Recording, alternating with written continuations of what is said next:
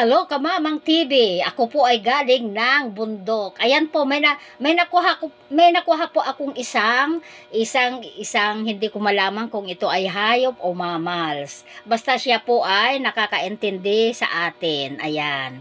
Ayan, nangunguto siya. Ano po ba ang dapat nakainin ng unggoy? Ayan. Kinukutuhan po niya, sana po hindi tayo makapiright dito. Ayan, ang galing-galing manguto, oh. Oh, ayan. Pagkukutuhin, idediretso sa bibig. Ayan. Tignan nyo. Kayo po ba nakapunta na kayo sa bundok?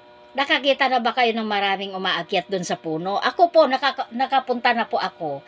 At isa na rin yan kapag ako po ay nagpalaro.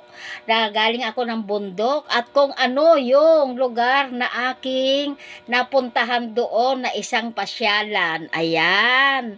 Ayun nga po, Kamamang TV. Ayan, ang usay-usay ng ating mahal na unggoy. Ayan. Alam nyo po ba ang sabi nila ang unggoy ay malas sa bahay? Huwag po kayong maniniwala doon. Kasi ang kamalasan po nandun po sa atin kasi tayo po ang gumagawa ng ating buhay. Tayo po ang gumagawa ng ating kapalaran. Kung tayo po ay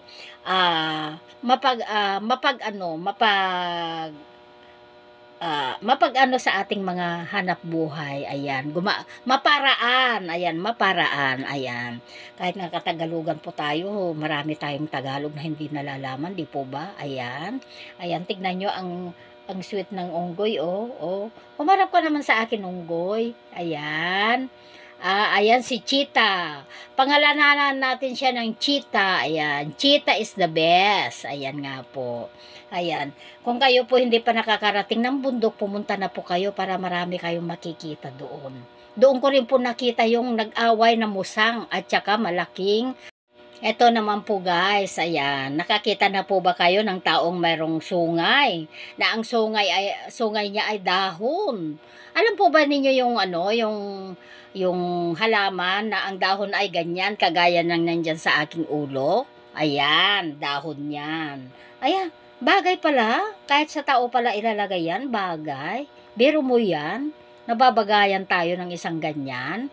Hala, ang ganda rin pala, ang gandang tignan, ang inyong senyor, ayan, nagkaroon siya ng sungay na kulay pula galing sa dahon ng halaman, ayan, napakaganda, ano po, sana po wag kayong magsawa sa akin sa kapanunood sa iba't ibang aura ng inyong Kamamang TV Senior Citizen of the Philippines, ayan, I'm proud to be a senior of the Philippines, ayan.